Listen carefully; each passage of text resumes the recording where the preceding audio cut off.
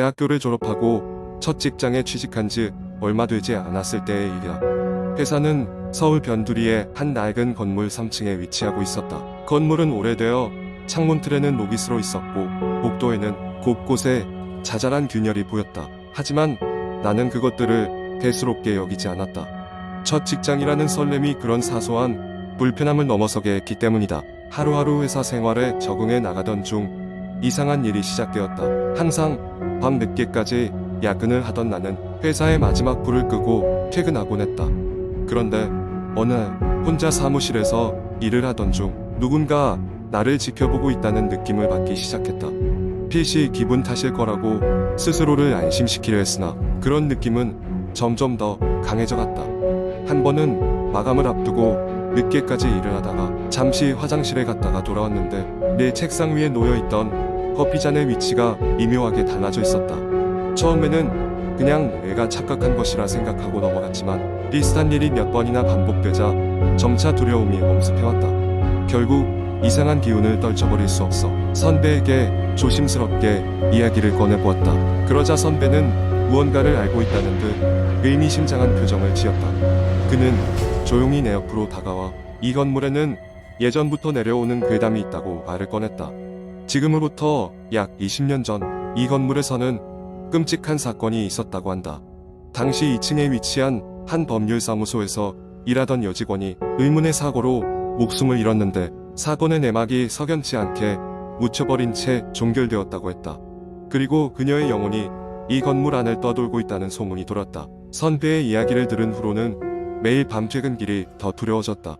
가끔씩 복도를 지나 사무실로 돌아오는 계단에서 누군가 나를 따라서 발소리를 내는 듯한 착각이 들기도 했다. 특히나 엘리베이터를 탈 때면 문이 닫히려는 순간 어두운 복도 끝에서 한 여인이 나를 응시하는 듯한 환영을 보곤 했다. 그러던 어느 날 밤 나는 운이 나쁘게도 사무실의 마지막까지 남아 마감을 해야 했다. 전례 없는 폭우가 쏟아지던 날이라 회사는 유난히 고요했다. 일에 몰두하던 중 갑자기 전기가 나가서 깜짝 놀랐다. 사무실은 순식간에 칠흑 같은 어둠으로 변했다. 당황하며 휴대폰 플래시를 켜고 조심스럽게 주변을 살폈다. 그때 저 멀리 복도 끝에서 무언가 움직이는 것이 느껴졌다. 반투명한 형체가 어둠 속에서 서서히 다가오고 있었다. 너무 무서워 몸이 굳어버린 나는 숨도 제대로 쉴 수 없었다. 그 형체는 분명히 한 여인이었다. 그녀는 젖은 셔츠가 몸에 달라붙은 모습으로 나를 향해 손을 뻗고 있었다. 나의 목소리는 나오지 않았고 몸은 꿈쩍도 하지 않았다. 순간적으로 나오던 플래시 불빛 속에서 그녀의 얼굴은 형체도 모호한 채 그러나 비참함과 한이 서려 있음을 분명히 알 수 있었다. 그것은 분명 인간이 아닌 무언가였다. 어떤 힘에 이끌린 듯 우왕좌왕하며 도망치듯 사무실을 뛰쳐나왔고 겨우 밖으로 빠져나갔다. 그날 이후로 나는 다시는 그 밤의 공포를 겪고 싶지 않아 사무실을 옮기는 것을 결심했다. 이러한 경험 이후 그 여인이 무엇을 원했는지 명확히 알 수 없었지만 그녀의 이야기가 단순한 괴담만은 아니었음을 깨달았다. 어쩌면 그녀는 사람들에게 자신의 억울함을 전하고 싶었던 것이 아닐까 하는 생각도 들었다. 지금도 그 건물을 떠올리면 여전히 가슴이 서늘해지곤 한다. 이상은 내가 겪었던 공포 이야기이다. 지금은 그 기억을 애써 잊으려 하고 있지만 가끔씩 그날의 악몽이 머릿속을 스치곤 한다.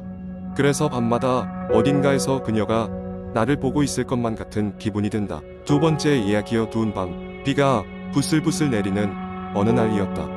나는 근무를 마치고 지친 몸을 이끌고 집으로 향하고 있었다. 집으로 가는 길은 고요하고 어두웠다. 가로등이 깜빡이는 이 작은 골목은 여러 전설로 유명한 곳이었다. 오구역이라고 불리는 곳인데 이곳에서 실종된 사람들의 수는 이루 말할 수 없었다. 하지만 나는 굳이 신경 쓰지 않았다. 전설이란 늘 그렇듯 부풀려지기 마련이니까. 그런데 그날따라 이상한 느낌이 들었다. 누군가가 나를 지켜보고 있는 듯한 느낌. 발걸음을 조금 더 재촉했다. 빗방울이 서서히 거세지며 내 얼굴과 옷을 적셔갔다. 우산을 펼쳐 들지도 못한 채 나는 마치 무언가에 쫓기듯 달리기 시작했다.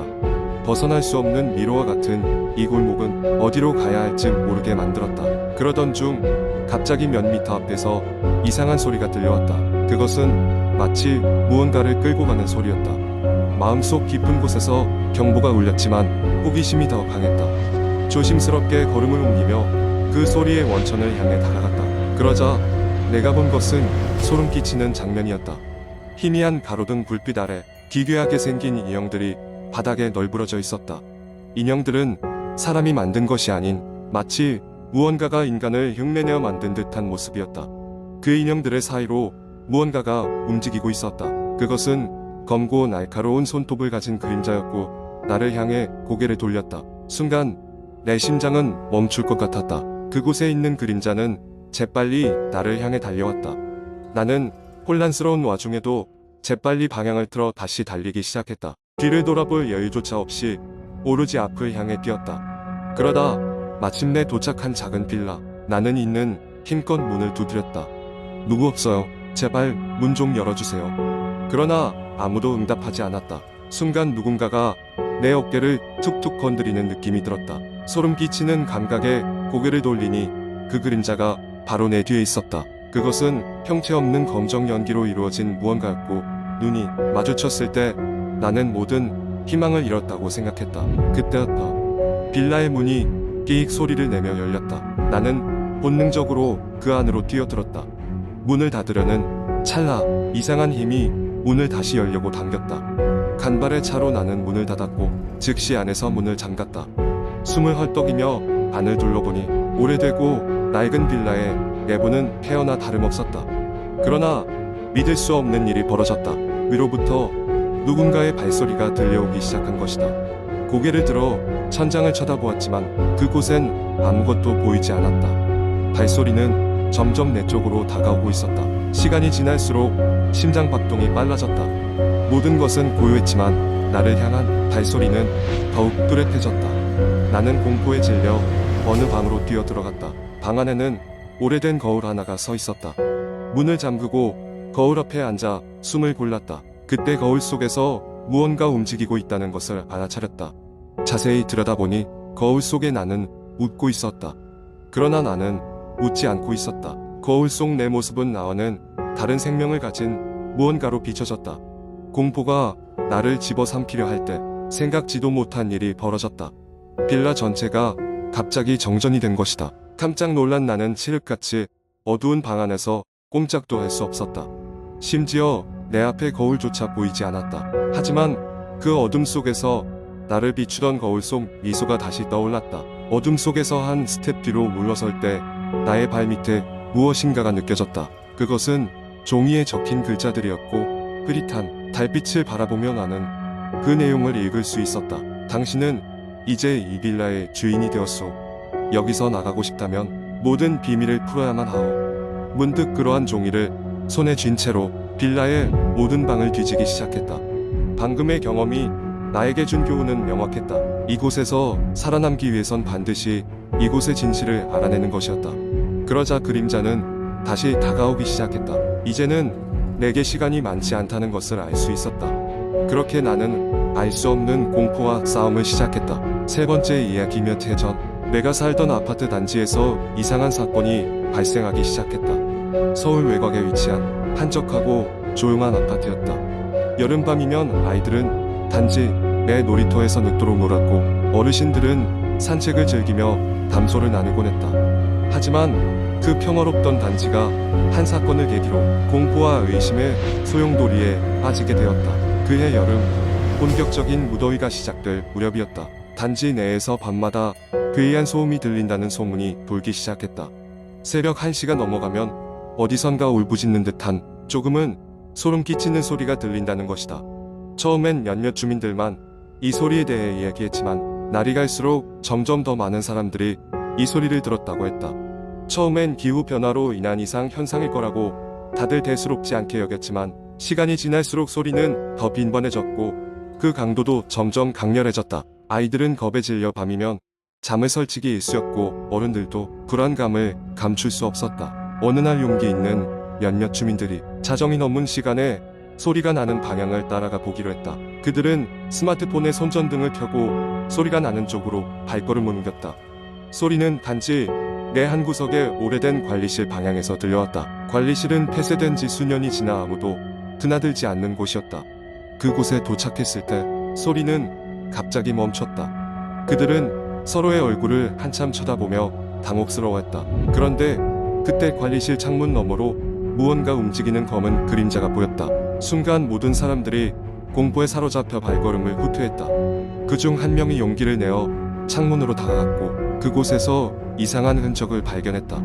누군가가 내부에서 관리실 창문을 긁어내려 한 듯 창문 틀에 생채기가 나 있는 것이었다. 사람들은 재빨리 그 자리를 벗어났다. 다음날 아파트 관리사무소는 경찰에 신고했지만 별다른 흔적이나 증거는 발견되지 않았다. 경찰은 노숙자나 무단 침입자의 소행일 가능성을 제기했지만 주민들은 그 설명으로는 부족하다고 느꼈다. 소리는 그날 이후로도 계속 들려왔다. 매일 밤 반복되는 소리로 주민들의 불안감은 극에 달했다. 그러던 중 한 주민이 이 소리를 녹음하여 인터넷 커뮤니티에 올리게 되었고 이내 사건은 온라인상에서 큰 화제를 불러일으켰다. 전문가라 자칭하는 사람들이 녹음된 소리를 분석하기 시작했고 그중 몇몇은 소리가 사람의 목소리가 혼합된 것 같다는 의견을 내놓았다. 그때부터 사건은 새로운 국면을 맞이했다.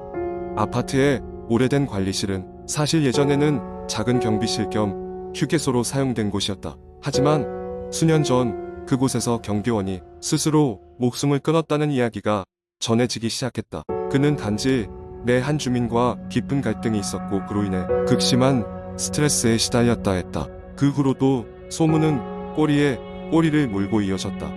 결국 주민들이 마음을 모아 단지 내 굿을 지내기로 했고 그 과정에서 몇몇 무속인은 이곳에 맺힌 한이 깊다고 하였다. 무속인의 의식이 끝난 후 어느 정도 소리는 수그러들었지만 여전히 가끔씩 들려왔다. 다만 그해 여름과 같은 강도나 빈도로 들리지는 않았다. 이후로 몇 년이 흐르고 젊은 사람들은 하나둘씩 그 사건을 잊어갔지만 그때의 일을 생생히 기억하는 이들은 여전히 소리가 들리던 밤을 떠올리며 소름 끼치는 기억을 가진 채 살아가고 있었다.